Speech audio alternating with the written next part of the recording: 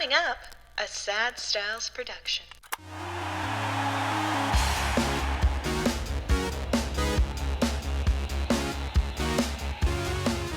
Hello and welcome. My name is Mikey Aaronworth, signing on to the sign-off of Frameworth podcast for yet another week. I'm joined in studio by my trusty sidekick, that's canon now, Brian Aaronworth, president of Frameworth. And we have another special guest. If you're watching on YouTube, you'll see his grinning face over there. A comedian and broadcaster well known for his days on Three Guys on the Radio, which was a radio sport talk show, which began in around 1999. Currently hosts the Suspendables alongside Russ Courtnall and yet another podcast as well, which we'll get into a little bit. We got Jim Jerome joining us. Jungle Jim Jerome. Local Ottawa fans will likely recognize this guy. He's doing a little dance for you. And by the way, if you're listening to this and you don't have the visual, Jim's going to bring a lot to the table, so make sure to check us out on YouTube as well.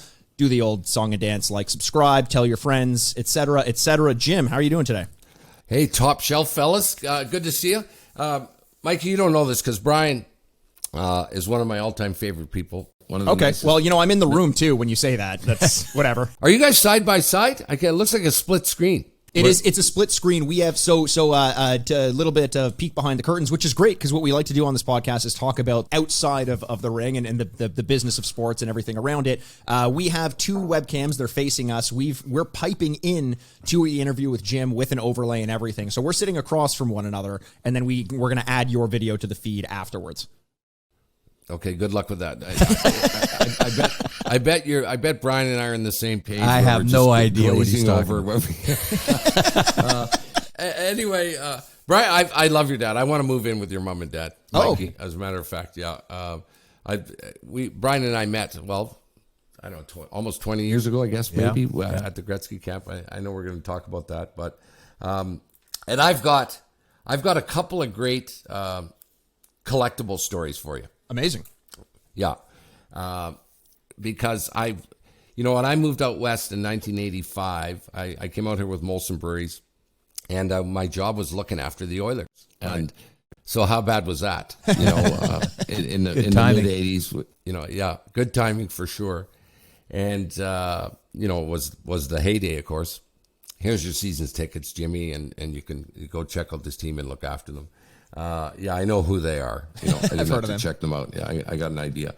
However, I was at that time. You guys would know better than I would, but the collectible game, Brian, wasn't anywhere what it is now, right? I don't even know if it was a big business back then. You're talking 35 years ago. So I wasn't a collector. Not because I didn't want to be. I was just kind of lazy about it. I was around that team for many years and then became great friends with a bunch of them. And I guess if I was, I'd be a zillionaire, if I was grabbing game sticks and stuff like that. But I never did. But I've got to tell you a couple of great stories about stuff that I did end up with. So the first one, Brian, you and I, we met at the fantasy camp. It must have been in Phoenix, right, Brian? That would be the first one, yeah. As a quick introduction, we've talked about the fantasy camps to the listener who may not be fully aware. We've talked about this on past episodes, but essentially what the fantasy camp was a coming together of Wayne Gretzky and his cohorts, giving an opportunity for people to purchase a ticket and play hockey alongside them for 3 or 4 days. An amazing event. We're going to get into detail about that, but when we talk about the fantasy camp, that's what we're referring to, and we'll go into detail about that in a little bit too. Right. So it was after 2002. It was after the Salt Lake City Olympics, and I went to all these camps for years to MC and run the dinners and stuff like that, and do video and website stuff for Wayne. It was a riot. It was an absolute riot. It's like I called it a glorified stag, Brian, back in the day. Right? That's it a was good right too. No, good description. It's any good. All these guys and. So at the opening dinner, or maybe the closing dinner, Roots was commissioned. The company Roots, the clothing company, was commissioned to make clothing for the Canadian Olympians. Right. And the hockey team, they ended up with this cool leather jacket that they made, right? Because Canada hadn't won a gold in 50 years or something like that. For hockey. So they had this 50-year jacket that they made. For all the players.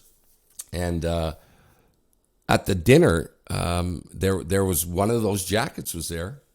Maybe you framed it, Brian. I don't know, but it was in a big shadow box frame. Yeah. It was like the coolest thing ever. And as it ended up, because I'm a crier, like you, Brian, Wayne ended up presenting this thing to me and give me this jacket. And I was like, I was just like beyond myself. And I was holding it up, being stupid. And yeah, I think it was you for sure, Brian, because I ended up cracking the frame while I was being an idiot. Showing, yeah. Like I went to move it, I had it in my hands. I was like, look at this, right in the thing. Well, that couldn't have been ours because our pieces would never break that easily. No, of course it wasn't. Yeah. Anyway, so I had this thing, and like I say, I wasn't a great collector, and not because I don't like it and all the stuff that people had. So what I've done with stuff that I did get is I give it to friends who have shrines, or in their offices they have stuff. And so I gave it to a guy I work with, Steve Warren. In fact, I do a daily podcast with him, and he hung it in his house. And of course, the deal is you can never sell it. Okay, I'll give it to you, and you can't give it away or any of that stuff. You got to give it back to me. Anyway, he had it on his wall, and God bless Steve and his wife. Their son is autistic. Michael is his name. He's into his 20s now. And Steve gets up in the morning one day and sees this frame sitting on the floor with the jacket gone. Okay, in his house. Yeah. Yeah, the glass is smashed, and there's no jacket. And he's going, oh, my God. And he's looking around going, well, I don't think we got robbed. And in comes, from outside in the yard, in comes his son, Michael, who's wearing the jacket, going, I thought I'd take it to school, Dad. Yeah, which is so. Anyway, I don't know. Those things would be very collectible. Oh, and huge. Yeah, and the other one is, this will drive you bananas. I was at the Stanley Cup final game against Philly, whatever year that was, in Edmonton. And I was sitting with Glenn Gretzky. He was my roommate at the time. And my seats were, 4 rows up from the ice and about 10 rows over from the Oilers bench. Anyway, they win the Stanley Cup, and Mess is there skating around, and he's trying to get Glenn and I to come over the glass to jump on the ice, after the final whistle. And I said, God, no, I'm not going to do that. I'm going to castrate myself. Climb over a freaking glass. So anyway, Mess is standing there crying, and we're all crying, and he looks at me and takes his gloves off and throws me his hockey gloves. Oh, wow. Okay, one at a time, and gives me these gloves, right? And everyone knew they were for me. They knew I knew those guys. I was, my tickets were there for all those years. And he gave me these gloves. And I said, this is crazy. So I had these gloves. So anyway, I'm from Ottawa. I went to high school and university in Ottawa. I'm originally from Sudbury, and I went back to Ottawa, and I brought these because my brother, he was right into hockey and right into the Oilers as I was. So I brought these things with me in a big moment. My brother was there, and I said, Bob, I love you and all this stuff, and I've got something for you, and I present him these gloves, game worn. Stanley Cup, like Game 7, wow. I think, like I said, against Philly. Mark Messier gloves. And I give them to him, and he goes, oh, man, these are great, and because he hung some stuff on his walls. And he said, this is fantastic, And someone would always ask me, what are they worth? I said, I have no idea. I have no idea what they're worth. Anyway, give them to my brother. He hangs them above his fireplace. And I don't know, a year or two later, I'm over at his house, and I'm looking around, and I said, where are those gloves? And he goes, you know what? I wore them during my beer league game. Oh, my God. God. The palms ripped, so I threw them out. What? What is happening? I think he was on acid at the time or something. I don't know. But best guess right now, that's 25 to 50 grand US.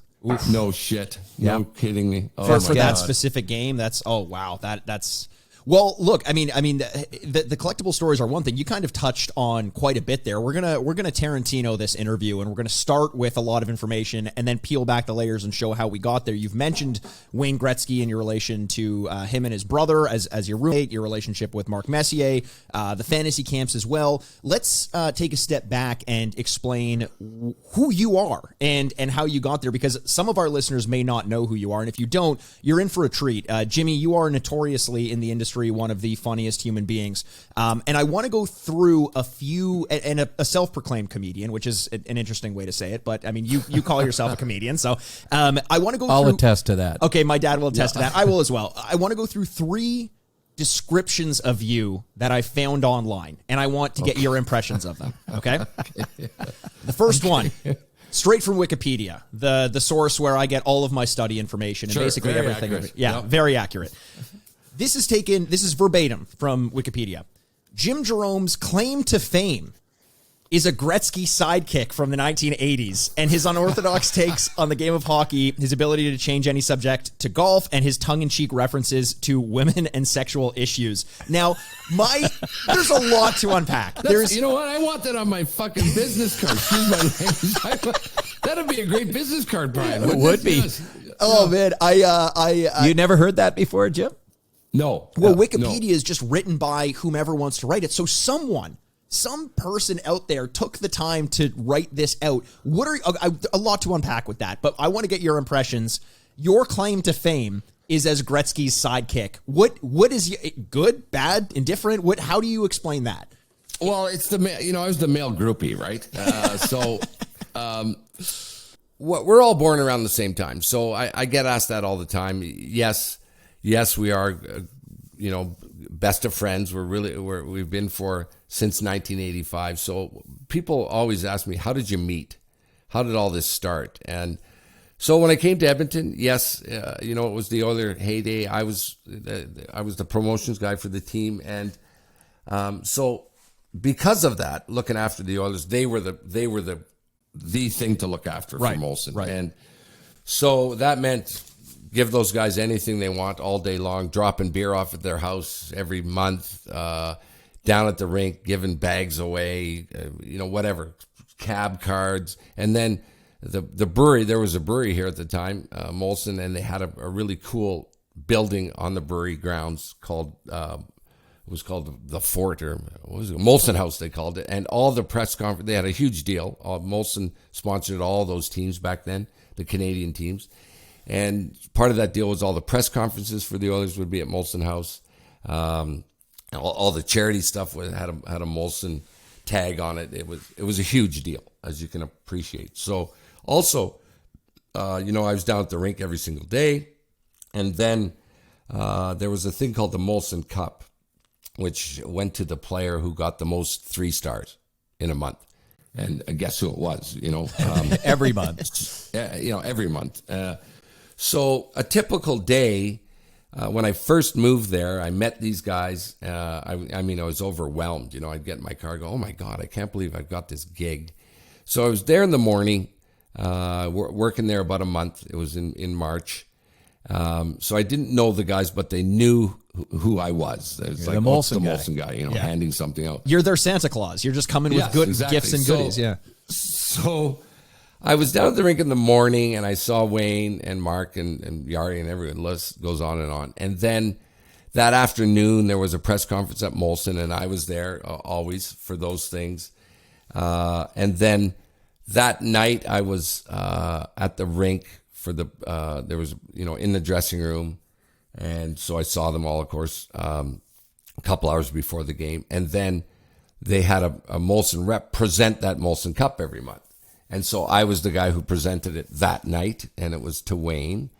And then after the game, I was, I was living alone out here. I wasn't lonely, but I was alone. And then right to the bar, right to the bar after the game. And Wayne was there with a bunch of other guys from the team. And so this was the 6th or 7th time that day I saw him. And I was having a little rusty nail, a little Scotch and Drambuie, and I was looking around to see which girl I could talk to. And Wayne was there, and I kind of waved to him, and he waved back. And so being a sort of clown. I waved him over, you know. And, hey, don't be shy. Come say hi to me, that sort of thing. Yeah. Come on over here. And he's sort of pointing at his own chick, going, like, me, come over there? Are you right? And I'm going, yeah. So anyway, he comes over. I'm by myself. And he goes, hey, like he didn't even know my name, you know, or he forgot. He goes, what's up? And I said, apparently you're some sort of stalker. And he looks at me and laughs and goes, I said, I've seen you all day. I was there this morning. You know, I gave you the cup tonight, you know, on ice. And now I'm trying to have a private moment as I wind down my day. And I've got you following me all over the freaking city, you know. And anyway, he was laughing his head off. He's following you like McSorley follows him on the ice, right? He's just, That's right. A shadow. That's right. So he's laughing his head off, and then we chat. And so I tell him a little bit of, you know, where I was from and stuff like that. And he goes, do you play golf? And I said, yeah, I do. Yeah, I love golf. I'm a fanatic. And he said, we're going to golf tomorrow. Do you want to come and play golf? And I remember this going through my head going, okay, is he joking with me right now that the great one has asked me to play golf? And I said, of course. Yeah, of course I will. And so I drove home. Back in those days, you drove drunk. And, you know, and I went to work the next day. And I'm like, as if, you know, I'm going to get a phone call. And I was sitting in my office, and the secretary came into my office and said, some idiot just phoned here saying it was Wayne Gretzky looking for you. And I hung up on him. Oh, no. And I was like the kid on Home Alone, you know. I was like, no. Anyway, he phoned back under a different name, and we went golfing that day, and so that's how I met him. That's You know, amazing. I'm going to interrupt here because what you just said is so typical Wayne. And obviously, you know him a lot better than I do, but we've known each other over the years now and become pretty friendly as well. But I remember going to his restaurant, Wayne, whenever he's in town, and he'll call me and say, hey, we're having dinner down at the restaurant when it existed. Right. And he'd get the back room there, the Gordie Howe room. And so I thought, okay, I'll come down. And I think he even invited Lori, my wife. And so we go down there, and he had a couple of people with him. And then all of a sudden, I'm sitting next to, there's about 12 people in this room, and I'm sitting next to him. There's about 3 people. I just didn't have a clue. I don't know who they are. And then Connor McDavid walked in, but that's a whole other thing. And so I start talking to these people. You know who they were?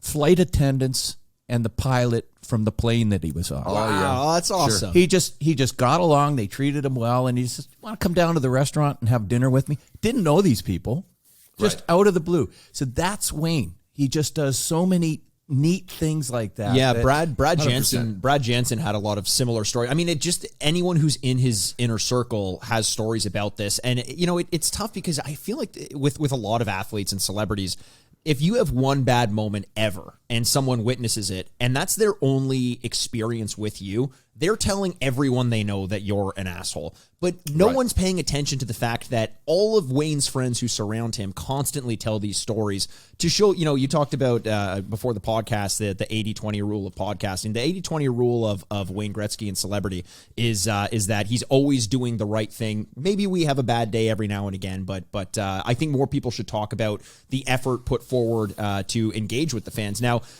you mentioned this, Jimmy, as your experience getting to know Wayne. I'm curious though, because now, as your self-proclamation, and this is the second description of you that I've found on the internet, is Jimmy is one of those naturally funny people, and his list of friends in hockey seems endless. Naturally funny people. Was that your own descriptor of yourself, or did someone write your biography on the Suspendables website there? I don't know who did it. I tried to write my own stuff, right? And what would that have said? Wikipedia, and you know, I said I'm going to do all this, and then I got busted for it. They said, you wrote this shit, okay?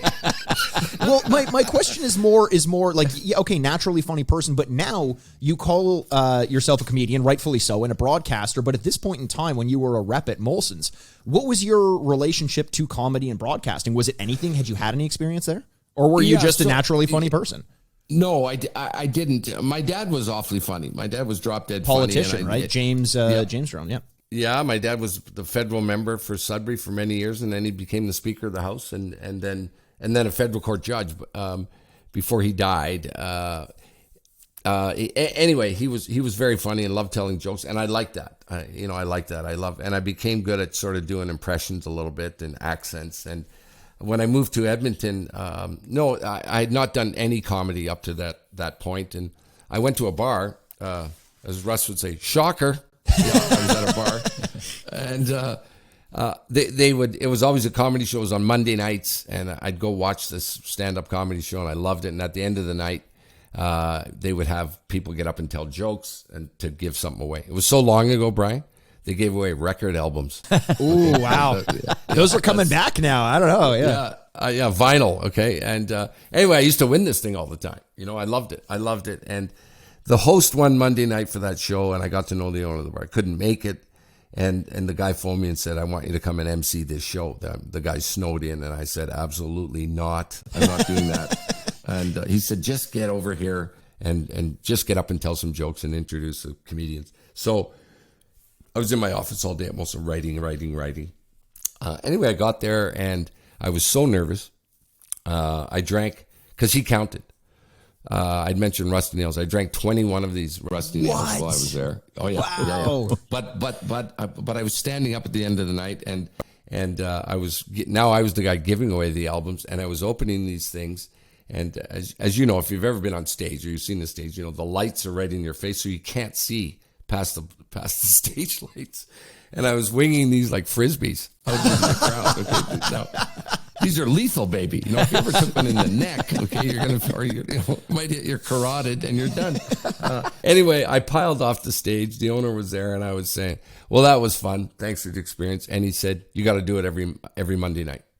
That was super funny. And I said, yeah, I'd like to. And that's how it started. And I started emceeing a comedy show. And then guys came up to me, like you might have been there, Brian, and said, we got a company Christmas party. Will you come and MC it, golf tournament, etc. And that's how it started.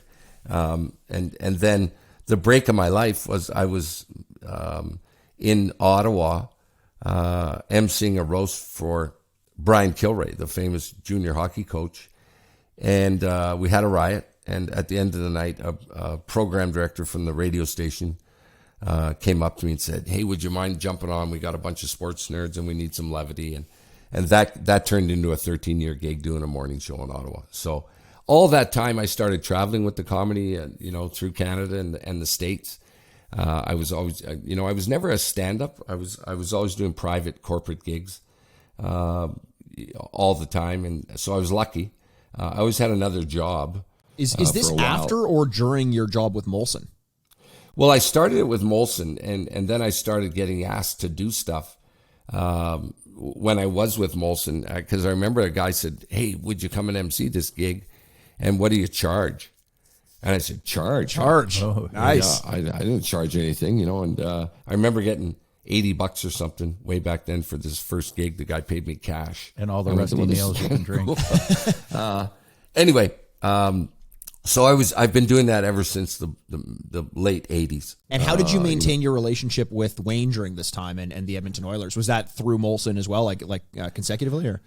Well, it ended up being friendships with those guys. So we're all of us are about the same age. Most of those guys were born in 61 or around then. Like Koff and Mess and Wayne, Glennie Anderson, Yari, of course, was there, and a bunch of other guys in that team. So.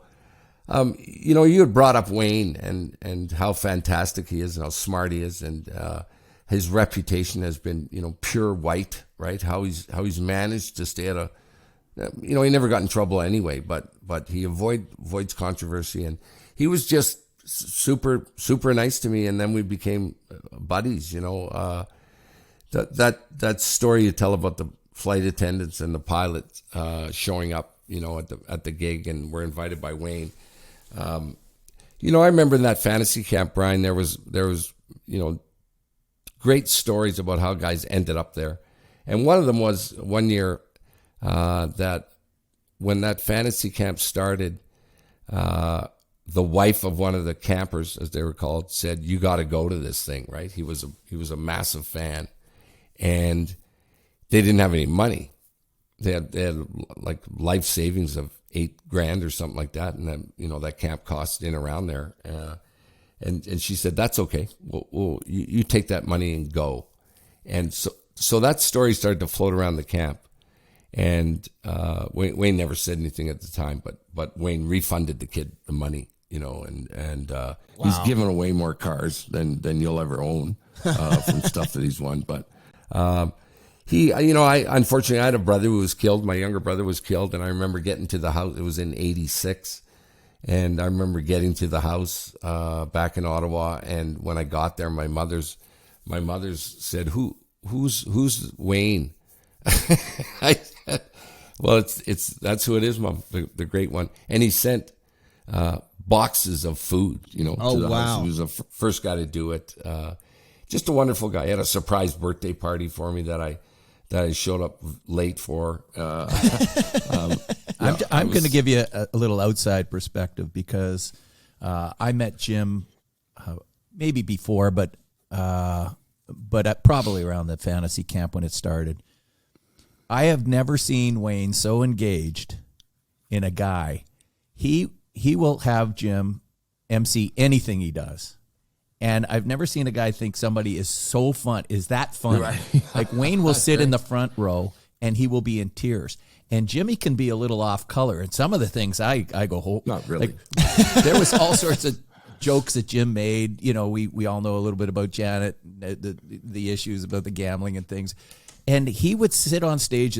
We'd have, 200 people in the room.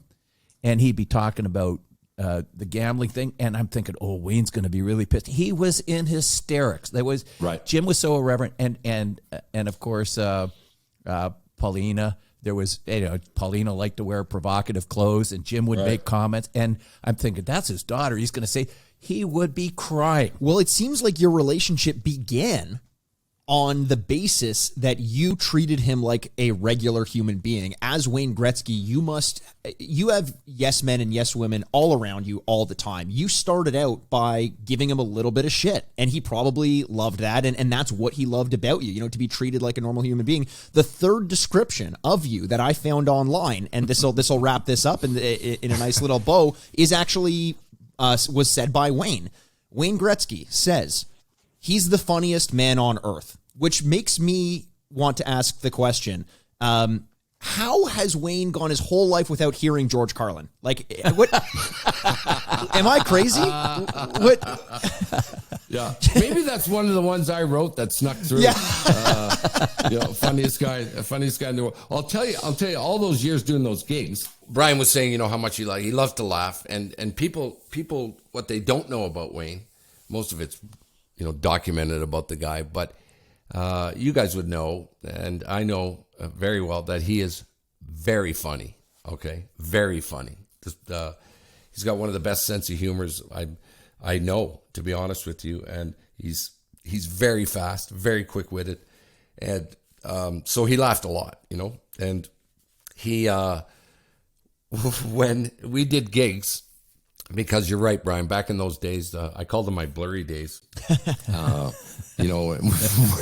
you are. We should say you are sober. How many years now? Yeah, 12. 12 years. 12 years okay. clean and sober. But I liked you a lot better when you were drinking. You are the problem. You are the problem. Yeah. I say congratulations. Fun, we can. Anyway, so I did some crazy shit, when I was on stage, and offensive and over the top sometimes. But he always had my back. And so when we started, the more gigs, he always kept me doing these gigs. He was super loyal. He's a great friend. And he said, dude, okay, you'd mentioned, Brian, the year that gambling thing came out. And then Rick Tocchet, of course, was part of it. And he was with Phoenix at the time, and he got suspended. Self-imposed. He came forward and said, fine, I'll take it. He wasn't allowed in the rink. He was at Phoenix, and he couldn't go near an NHL rink. And so he was coming near the end of that suspension. In fact, it happened the week the fantasy camp was on, and I think it was in LA at that time. Are you able to quickly just give a little bit of an explanation on what happened there for our listeners who aren't aware? Just a quick little summary? Or do you not want to get into it? Yeah, no, it's okay. It's public domain. Yeah. I think what happened is Rick was involved in some sort of, now it would be fine, but back then he was involved in some gambling or something, and there was I don't know, I don't want to say a sting operation, but anyway, he got called on the carpet about it, and then Janet's name got pulled into this thing, and so that's all I know about it, that's all I know about it. And anyway, the shit hit the fan, and then so Rick was welcomed back that week of the fantasy camp, and he was there, and he was able to go into the building, and the trainers were so funny. I don't know if you remember, Brian. So his office was there, and they put black electrician's tape like jail bars on the window of his office. They had a dry erase board, right, saying like they had betting lines of all the teams on this board of Rick. They had meal of the day was bread and water. The phone numbers, they had phone numbers, fake numbers there. And it was like Biff, Snake, with their numbers, Bookie, and all this stuff. And, man. And it was hilarious. Anyway, Wayne would always say to me, "Hey, Scooter, before you jump up there, what's the plan?" Okay? Because Wayne doesn't like offending people. He doesn't like to get too edgy, but he'd always grab me by the shirt collar and go, "I don't want anything said about this Rick thing." Right? And I said, "No problem." That's the one thing you don't say to a comedian. Yeah. And so he said, "What are you going to do?" And I said, "Don't. It's okay. It's all good. Trust me." He said, "No, fuck. I don't trust you. Okay? I don't." And so what I did was, for that thing, I got an easel, and I had a sheet over this, seemingly piece of art. Okay. Like a print, okay? And this thing was sitting there, and so I launched into this opening dinner and said, "Welcome, everyone, and we would like to, first of all, welcome back everyone to the fantasy camp. And Wayne, if you don't mind coming up, I'd like to make a presentation." And he's sort of like shaking his head. I go, "Would you please come on stage?" But before we do any of this, as you're coming up here, Wayne, we would really, sincerely, from the bottom of our hearts, we'd like to welcome back Rick Tocchet. And it kind of got this standing O. I said, "Rick, if you don't mind coming forward as well." And Wayne's looking at me, going, "What are you doing?" And I said, "No, this is a tender moment." And then I ripped the sheet off, and because it was at the end of January, this camp back then, I ripped the sheet off, and I've got a betting pool on a chart, right? That says, where you buy the 10 squares, on Super Bowl yeah. And I've got like from the betting house, Tocchet and Jones. And I said, "Now, Rick, how does this work? Okay, help us out. You get $100 here or there?" And Wayne's just shaking his head. But he always said, "Yeah, that was great. That was great." But he would laugh his head off after. I mean, in advance, that would be one thing. But, we had a lot of fun at those camps. Yeah. And everybody, including Wayne and he'd all have his best friends there. Yeah. And Brad talked about when they went to Europe together. All these guys were so close to Wayne, they'd do anything he asked, and it was one. You're right, Jim. That was the best description. It's like one big stag. Yeah. And in the early days, you didn't have the guys didn't bring their wives, or it was just a guy's thing. It was like go to Vegas and party. And right. But you always answered the bell, and you're on the ice the next day. Because you're not just partying. It is a tournament that goes on over the course of the week. Yeah. So why don't we get into that then? Let's talk about the fantasy camp, how it started, how you got involved, Jimmy. I mean, I think that's pretty apparent now. Wayne liked you enough that he wanted you to be the MC year in year. You've actually been the MC at an event. I came cheap too. You came cheap. Yeah, fair. That $60 that you charged back for your first MC gig, that hasn't changed since. Well, let me cover this because I think you're just about to touch on that. We had a number of events here at our showroom, and it was big fancy dinners that we had. Yeah. We've had Mario Lemieux, we've had Bobby Orr, and Wayne did us the favor of being here one night, and we had a full house. Yeah. Mm-hmm. But not only did he insist, but I would never have asked anybody else, but we flew Jimmy in from Edmonton. Yeah. I think it was Edmonton at the time, and just to host this thing because we knew that's what Wayne would want. That's who I wanted because I think he was funny. That event I have one of the weirdest experiences that I've ever had working in this industry happen to me at that event. Now, what it was essentially a meet and greet with Wayne Gretzky. You come in, there's a gala, there's an open bar, everyone's there. It's kind of like a black tie event. Everyone dresses up. Can't recall exactly how many people, but fairly intimate. About 200, yeah. About 200. You take a picture with Wayne Gretzky. With all his trophies. With all of his trophies. Right. You go back. You Right. have. What's that? Sorry. No, I remember that. Yeah. With you go take the picture. You have dinner. There's a Q&A. You were involved in that as well. And by the end of the night, you have the picture of you and Wayne with the trophies framed. Great, right? As the night was winding down, I was sitting at the table beside Wayne's as I was helping put on the event, and Wayne's gone at this point. Most of the people have taken their frames and are going home. Someone walks up to Wayne Gretzky's table, and we're sitting there talking with a couple of people who are left. And he's like, "Oh, what? Wayne was sitting here, eh?" And we were like, "Yeah, Wayne. You know, he was right there. We all saw him playing his day." He's like, "Oh, he's gone now." We're like, "Yeah, no, he took off." "Oh, okay. This was his chair." All of a sudden, I'm getting a little bit weirded out. I'm like, "Yeah, that's where he was sitting." Then he says, "This is his cup I of." want to lick his chair. Well, I want to lick his almost. This is his cup of water. And I said, I don't know where he was drinking. He picks up the cup of water, takes a sip out of it, passes it to his friend. His friend takes a sip out of it, and they high five, and they're like, "That was the coolest thing we've ever This done." is like hilarious. $1,000 a plate dinner, and you Yes. got guys drinking out of his water cup. Yeah. But as Wayne, funny as Wayne was known to do, he would be there. And actually, Jerry D, the comedian, was there as well. yeah. And he was a friend of mine, so and a big Wayne Gretzky fan. So I don't ask him to do the comedy. Jim was doing the Right. hosting Right. that, but he volunteered to get up and do a few Right. lines. But at the end of the evening, this is typical of Wayne.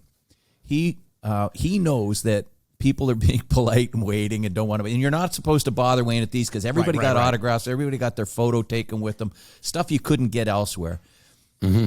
But at the end of the night, even though the rules apply, people are going to swarm him when Right. they know he's getting up to leave. Right. So he always gets up a few minutes before everybody expects it. So I'll be right back, just going to the bathroom, and never Right. comes Yeah. back. You have to at that point. And That's he's the done move. it That's with the his move. Yeah. Yeah, it's a pro move and something that he's notorious for, and it's a smart thing to do. At the fantasy camps, though, it's quite different because he'll stay up with everybody and kind of sit there and shoot the shit. It's a fantastic event. Jimmy, why don't you start by telling us, were you involved in the initial planning of the first event, or were you brought on kind of after everything was set in motion? Before we do that, can I tell you a quick story? Yeah, absolutely.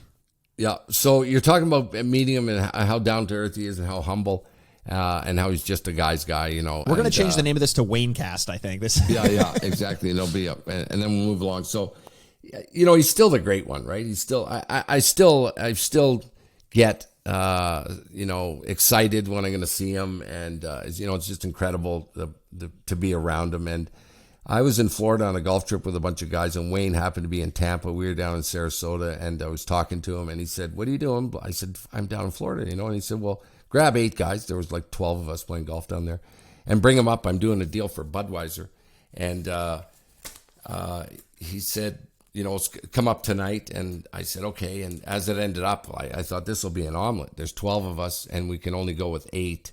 As it ended up, we came up with 8 guys, and one of the guys was freaking out. Okay, he was absolutely freaking out that we were going to meet Wayne, and he was drinking beers all day. We played 36 holes. Whoa! And he was asking me, "What jacket should I wear, Jimmy?" I got like a nice navy blue blazer. I got an aqua green one, and I said, "Oh yeah, go with that aqua green one."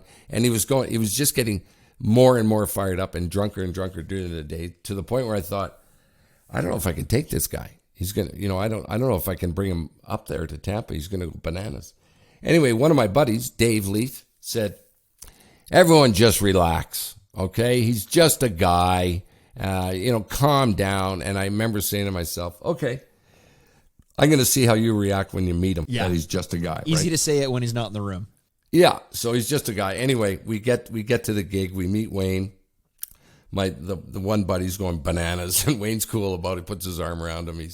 The guy was so effed up when he met Wayne, nervous. He jumped out of the van, and Wayne was there. And he's like, "Hey Wayne, I go, do you get people? Do you get people asking you for autographs, Wayne?"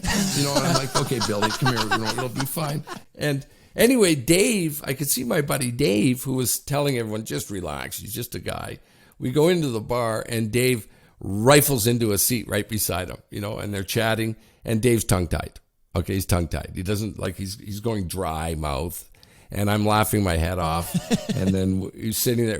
Dave wouldn't let anyone get in there, Brian. You've seen that where guys sit down beside Wayne. They almost sit in his lap, right? You're not going to interrupt this moment. And Wayne's sitting there talking to him, and Dave is, he's so nervous, right? And Wayne gets up to go for a leak. And Dave looks up, he goes, "Where's he going? Where's he going? Where's he going?" I said, "He's going to the bathroom, you moron." He goes, "Well, cripes, he can't go in there alone. I got to go in there with him. I better follow him, And it's so typical of a lot of people where they say, "Oh, it'll be fine, it'll be fine." And then when they get there in the room with them, they're done. I think you just brought this up, and it just reminded me of something. Being with Wayne is like when you first meet him, this story about the guys wanting to sit beside him and all that. Yeah. He was the forerunner to The Bachelor and The Bachelorette show. You know how they take the Bachelorette out to the thing and they want to talk to the Bachelorette or the Bachelor, and then the other people come and they try and kick the other person out so they can get the time with them. Yeah, Wayne was way ahead of his time. That's what he is. He's the Bachelor, the Bachelor. Fighting for his attention and his affection. But you know what? One of the interesting things about the fantasy camp is everyone ends up becoming comfortable around. Like, if you walked into one of the bars where the fantasy camp is taking place and you had no concept of hockey and hockey players, it would be difficult to determine who is a celebrity and who is not, in the sense that everyone is very comfortable among one another. And that was the most special thing, I think, about those get-togethers. Well, I'm not sure I'd agree with that.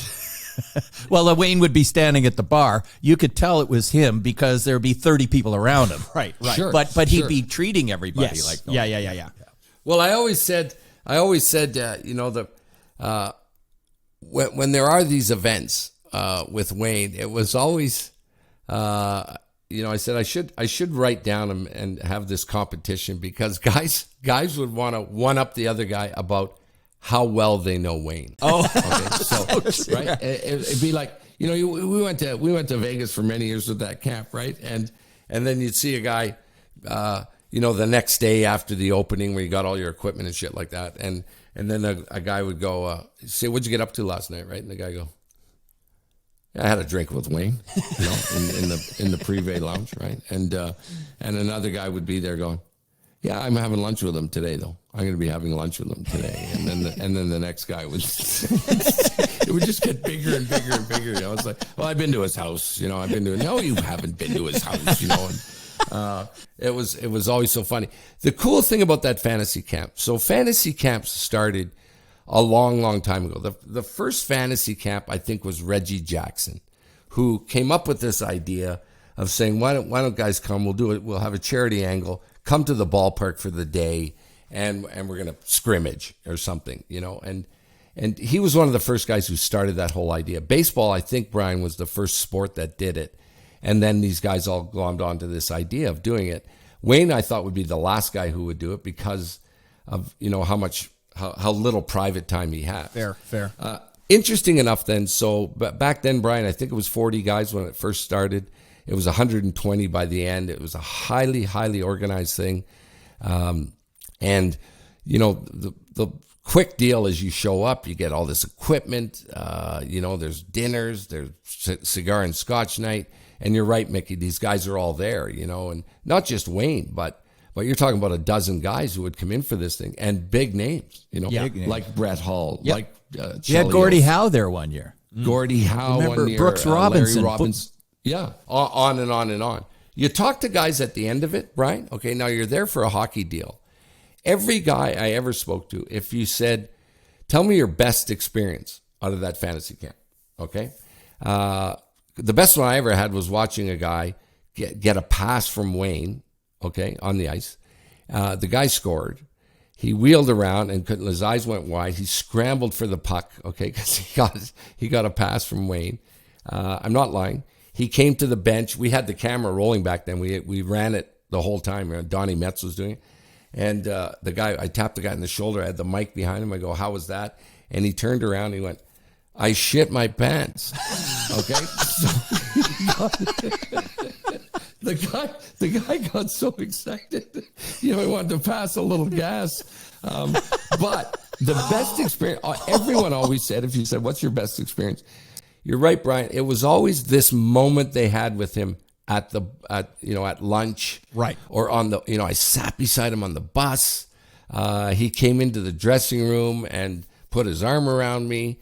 That night we walked, remember he was with, Breitling was one of his companies. We all walked over to the Breitling store. Yep. I got to walk with him through the hallways of Caesar's Palace, yeah.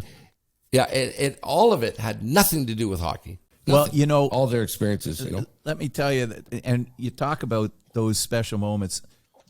And I want to give a little shout out to, God bless him, Mike Brown passed away, and Jeanette, his wife, but the kids are around, and they were all part of it. And Mike had a lot to do with I know Mike and I were working with WGA, the memorabilia company. Mike Brown used to head up WG Authentic, yeah. And we talked about how Brad Jansen introduced me to Mike, and Mike and I became very close friends, and his family. Mm-hmm. And Wayne charged Mike with getting this thing up and running. And the amount of work, especially in the early days, that you had to buy. Everybody got full sets of equipment. Yeah. Hockey sticks. He had to find sponsors. All that stuff was a tremendous amount of work. And then Frameworth got involved. I was fortunate enough that he said, well, we should have everybody's going to value a picture with Wayne. So we would go down with an on-site framing team, and you'd get the photos. We developed it through the camp. And at the end of the camp, you walk away with a framed photo of you and Wayne in your equipment. I still have mine hanging in the office. Right. Yeah. So all of that said, the first camp was in Phoenix. And I remember everybody got their own room, and we had resort suites, and we were all sitting around at this complex. And I was by myself. So everybody said, well, cocktail party's at 7 at the main bar there. So I'm got nothing to do. I can't sleep. I'm too hyped up. So I go down to the bar at 6. I'm sitting by myself at the bar. Nobody in there. And I feel a tap on the shoulder, and it's Wayne. Now, I don't know Wayne that well at the time. Yeah. But that's my story. He sat and talked to me like I was his best friend. Yeah. We had a drink together before anybody got there. And then that whole story about people started coming in and wanting to talk to me. Get out of here. You're my friend. I'm sitting there talking to him. You went up to him when he tapped you on the shoulder, and you said, do you sign autographs? No, not quite. I was trying to be really cool, but that's everybody's got those stories. I'm sure, Jimmy, even you. You never get over the fact that you're friends with or talking to the greatest of all time. Yeah. And it's great that opportunity exists. Jimmy, does it ever get old for you? I mean, you mentioned, every time you see him, it's the great one, but diminishing returns or no? Well, no, it doesn't. And I love seeing other people meet him who haven't, you forget what a huge presence Gretz is. Yeah, absolutely. You'll forget. And I remember going golfing with him here, taking him golfing, and you would never, you couldn't tell them ahead of time, right? Because it'd be a shit show, right? You'd have people lined up outside of the pro shop, so you can never say anything. And so Gretz and I pulled up in the car, and he gets out, and the guys who work the back shop, the cleaning the clubs, the kids who were there, and their eyes, they're looking at this going, oh my God, as he's walking towards them, and their eyes are getting wider and wider. And there was a cute girl who worked there, young, a super nice young kid, like 15 years old. They hired them for the summer to work the back shop at the golf course. And she was speechless, literally. Okay. She was standing there, and I was beside her, and she went, is that Wayne Gretzky? And I said, yeah, it is. And she just stood there. Wayne came over, realized that this lady was paralyzed. And he put his arm around her and said, Jimmy, get some pictures here, and he got the phone going. And next thing I look over, this girl is absolutely bawling. Oh. Okay, absolutely. Tears streaming down her eyes going, this is the best day of my life. This is the best day of my life. So that never gets old, Mikey, to answer your questions. It just doesn't. I love seeing it. I love seeing the impact he has, and the influence that he has on other people. And, there's a great expression, right? At the end of the day, it's not all about, who's got the biggest house or the most money. It's who's influenced others to reach a greater potential. And And, you know, for me personally, without him, I would have never got through a bunch of things in my dark days. And, you know, when I first went to treatment to recover from addiction, I was in a 30-day deal. It was my, I always said, treatment works, Brian. I've been there 3 times. But when I got out, I told him, you know, I was, you know, I went into treatment. I phoned him and said, you know, here's where I am. And he was like, way to go. Super proud of you. When I got out of treatment, he phoned me every single day for months. Wow. Months. Checking, you know, how you doing? And so that's one of the most special moments for me, looking back at what the guy did. And it doesn't, Mikey, again, doesn't get old seeing what he does for people, how not only does it make their day, I'm not lying, it like that girl, it makes their life. Yeah, you know, it's a story that they'll tell forever, yeah. Right. You know, just, you know, we got to do this again and get into, there's 15 years of stories from those fantasy camps. But the best thing about those fantasy camps, we all made lifelong friends. Yeah. Not just me with the other campers. You know, Derek Morey, who won, 9 out of 15 times. Just seemed to always be on there. Glenn Gretzky. Cheating little prick. All the guys, Fraser Neek, people that we stay in touch with all the time. And we're still in touch. We had a Zoom call, and even Denny Savard got on the Zoom call during COVID because the Gretzky guys all got together just to keep each other company because we missed the camp. Now the camp has been, the last one was a few years back, but the friendships that we made are lifelong, not just with the campers. Right. Wayne knows almost all of them by name. Yeah. Like especially the guys that intended to come once because it was a once-in-a-lifetime experience. Continued to come back. But would come back every year, save up all year long. They're coming back to this camp. It wasn't cheap. It wasn't, you know, for everybody, but you told the story. He made it affordable for a number of people that he wanted back. Yes. I know one of the goalies was invited back. He was a good goalie, but couldn't come every year. He came back on Wayne's dime. So those guys, but Wayne will tell you, he'll know, he'll meet these guys all the time and say, hey, invite Derek down or invite Fraser down. Right. That's, you remembered it. Yeah. Think of this, you guys. Think of this. So this is how sharp he was about the thing, right? Knowing that what I just told you, that everyone's best experience was not on the ice, but it was just like you spoke about, Brian, sitting at the bar, or we had lunch, or he took pictures. He sat on my cot by the pool, all that stuff. So Wayne began to realize that the success of that fantasy camp, you know, outside of the obvious that he was there, were these intimate moments that all these guys liked. Okay, he began to see that. So I was not involved in the organization of it, Mikey. Later on, as the years went by, you know, his brother Glenn was very involved, and Laurie Holomis and these guys. So only some suggestions about dinner, what I thought, you know, how to run through the dinner and stuff. But no, I didn't. But he began to realize that this is what the popularity of this thing was. So if you look at it this way, so Wayne's going to have a camp, a fantasy camp. He's going to charge a few grand, whatever it was, 10 grand or something like that. If he kept it wide open, okay, said, I'm gonna keep this thing open for 2 months, and we're gonna take everybody who wants to go to this camp. Okay, I don't know, 5,000 people would probably sign up for it. Oh, easy, easy. If he said it's unlimited, it's easy. Unlimited. I'd say more than that. Yeah. So it would. So he was the guy who said, no, we're gonna stop all that. We're gonna limit it to it because the guy, if we lose the intimacy of it, then it's going to lose the impact that it has on people, you know. Because remember, Brian, at a time, some guys were, the fathers would show up with a 17-year-old kid for this fantasy camp. And I remember talking to one of the guys going, okay, this is going to be a flop. And the father's like, I just need Wayne to look at him because I think he's got a shot. Oh, I think he's got a shot in the NHL. Oh, no. Yeah. It was like, get out of here, you know. So he had to put some restrictions on it and stuff like that. Oh yeah, the beginning of the camp.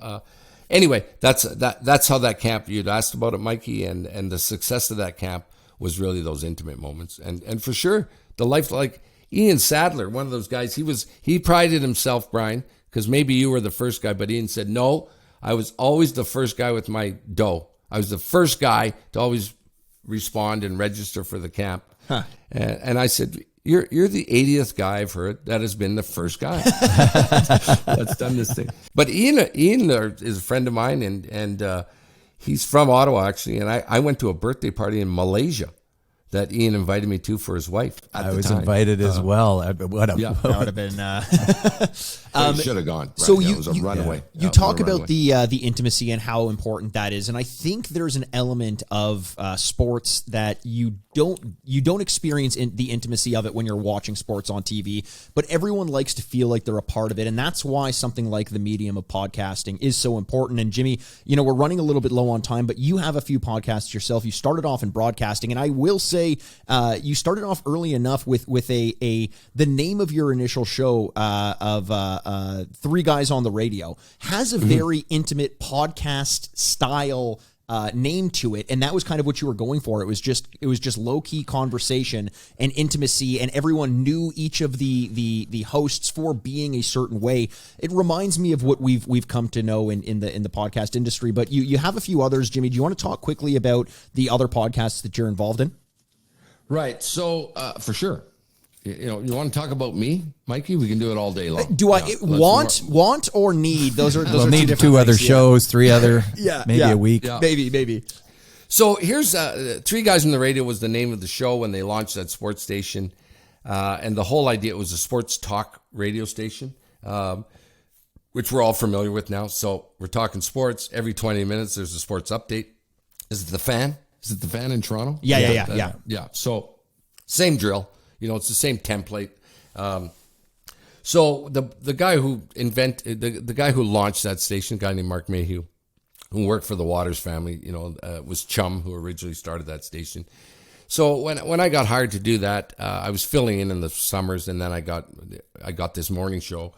He brought me in and said, "Here's the deal. What this show is going to be is three guys sitting around the bar, talking about what happened in sports that day, which is typical guys." Right. And he also made the point that guys get together, Brian, Mikey, and they always talk sports. Okay. They always start talking sports, but they always end up talking about women. Okay. In the end, they do. And he said, that's what I want that show to be. Okay. I want it to be three guys, just like the three of us are sitting around. And we're going to, we'd probably go, Jesus, did you see Conor McGregor go down the other night? And we'd talk about it. So that made for a great show. They ended up with good ratings. It was like no one had ever heard. When it was Chum, I got to say anything I want. Right. It was crazy the shit we did on the show. And then Bell took it over, and that was the end of my run in radio. had to tie you down a little bit, yeah. Yeah, but it did make for a great example for a podcast. I think the great shows go like that. I've been doing it a long time, and this is your podcast, and I think this is what makes a really good show. You take an issue, whatever it is, that people are talking about, and so it's a 1, 2, 3 punch. Okay, so the issue is Connor McDavid gone too far? Okay, for an example. Okay, that's what we're going to talk about. This guy said he wanted to kill the guy. McGregor. Conor McGregor. Conor McGregor. Yeah. McDavid. Yes, okay, let's clear that up. Conor McGregor. So that's the issue. So that's what we're going to talk about today. Or let's say the Stanley Cup final. Okay, did Montreal lose, or was okay? That'd be more apropos here. So that's the issue the next day. The Stanley Cup final. So we come on air. That's what we're talking about. That's number one. The second one is, okay, what do the experts say about it? Right. Okay. And then we're going to talk to a Terry Jones or some reporter or Bob McKenzie. Okay. What do they say about it? The third one is, what do you think about it? The public. Right. Okay. So here's the issue. What do the experts say? But what do you think? Right. Okay. Or vice versa. You can go, here's the issue. What do you say about a general public? And then here's what the experts say. Sure. And that's what makes for great segments. That's what makes for really good segments. Totally. 1, 2, whammo. Right? And then there's a quite a different formula for the Suspendables, which is you and Russ Courtnall. Just kind of talking that one feels to me, or sorry, not quite different. That is also along the lines of what you're talking about before, but it is just the two of you. Russ obviously coming at this with some perspective, having played, and you with the experience in broadcasting. You've been doing that one. You're over 100 episodes now. You've been doing that one for quite a while, and there's one more you had mentioned that just got picked up by Sportsnet. So you're all over this industry at the moment, right? Yes, yeah, I love it when, I did a podcast myself for a while because I've got the like Brian does. I've got a really thick Rolodex, with all my friends are really successful. I'm not, but they are, all my buddies. So that's how I started it. The success of those podcasts, the one with Russ, you want to take on a hockey podcast. You want to get into a sports and hockey podcast in Canada. Good luck. Yeah, there's a lot of competition because there's hundreds of them. So when we did this, when Russ asked me to do it, I went down to LA to meet with our partner about it. The guy wanted to do it. And I said, listen, if we're going to do this, how do you separate yourself, Mikey? Your podcast that you and Brian are doing, you've constantly got to ask yourself, how are we going to separate ourselves from other podcasts?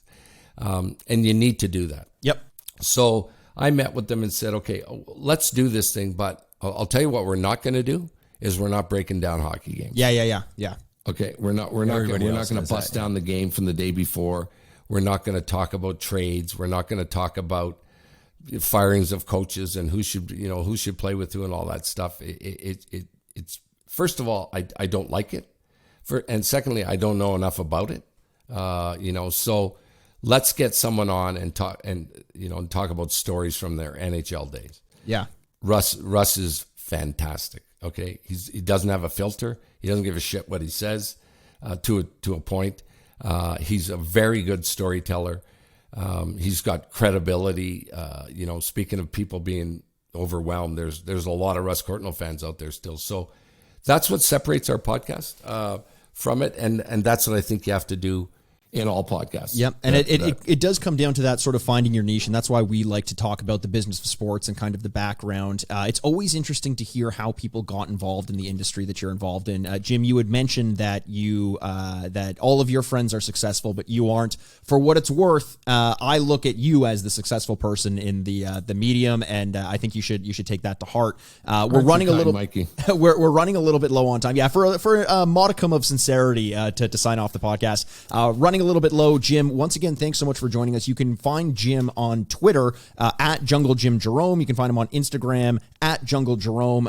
Listen to his podcast. Look him up there. They're fantastic. We will also be doing a giveaway in tandem with the Suspendables podcast and the Sign Off podcast. We're going to be giving away 2 jerseys. All you're going to have to do is subscribe to the Suspendables podcast. Make sure you're subscribed already to the Sign Off podcast, which if you're listening to this, you probably are. Send a screenshot confirming those subscriptions to signoffpod@frameworth.com, and we're going to be doing the draw. We'll announce the dates and the jerseys soon, so make sure you're following us on social media. Let's give them a little teaser.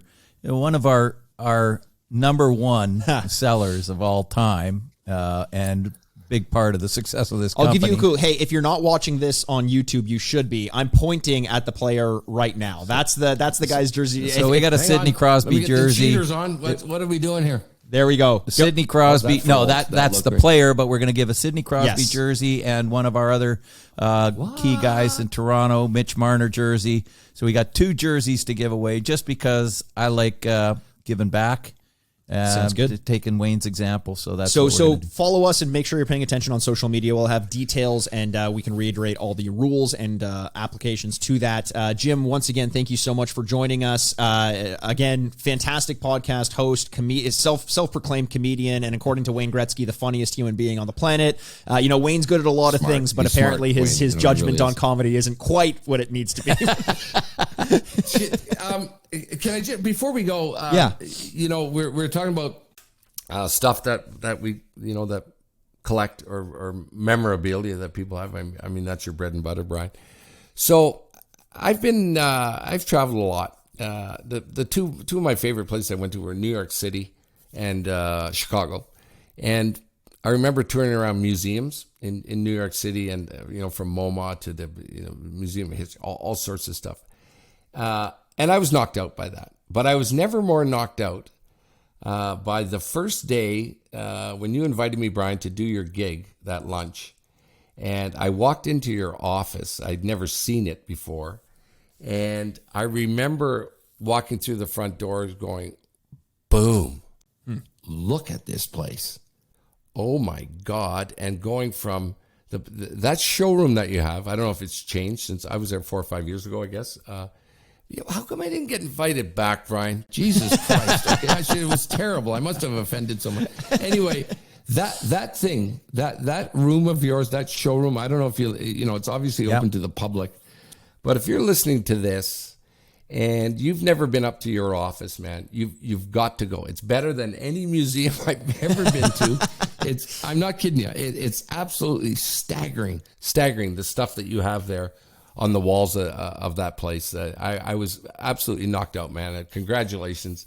It's a freaking top 7 whatever wonders of the world in Canada. Okay. Well, it's been wonders of the world in Canada. It's been a great journey for both of us, and we've made a lot of good friends and people I never thought I'd be able to associate with. Definitely. And you're one of them, Jim. So thank you. And hopefully we can get you back on the podcast again at some point. What about TikTok? Hang on, I don't want to go. What about your TikTok stuff, Mikey? My TikToks. Fantastic. Thank you very much. It's the best. You can follow those at Soupplant. SOUPPLANT. Nothing to do with sports, all to do with disappointing my father. Goofy shit. I'll tell you what it is. You know what it is, because it's the same for me when someone says, how do you get away with what you're, so if you find the right arena, okay, back when we did that radio show, when the guy said, you just do what you want. So I was super lucky to find the arena. And really what it was a radio show where I got to say the voice that's in my head. Sure. No filter, just let it go. Yeah, and that's your TikTok. I appreciate that. Just getting to say what's in his head. And sometimes it's good, sometimes it's not. It is bizarre. That's what most of my critics will say. Bizarre. I appreciate that. Be proud, that, Dad. Be proud. Once again, thank you so much for joining us. That's Jim Jerome. I'm joined by Brian Aaronworth, president of Frameworth, and this is myself, Mikey Aaronworth, host of the Sign Off podcast, and this is us signing off. Cheers, brothers. Wow, that's awesome. Well, ladies and gentlemen, we made it to the end of yet another episode. Thanks again so much for joining us. You can find videos of all of our episodes on YouTube by searching the Sign Off Podcast. You can also follow us on Twitter at Frameworth Sport or Instagram at Frameworth Sports. And hey, if you're not sick of me yet, you can find me on Twitter over at Retrograde Mikey, or you can always find me embarrassing myself over on Instagram at Aaronworth. The Sign Off is a proud product of Fadoo Productions and Sad Styles Productions, executive producers Mikey Aaronworth and Andrew Bascom. Until next week, this is Mikey Aaronworth, signing off. Furnished by Sad Styles Productions. Get into it!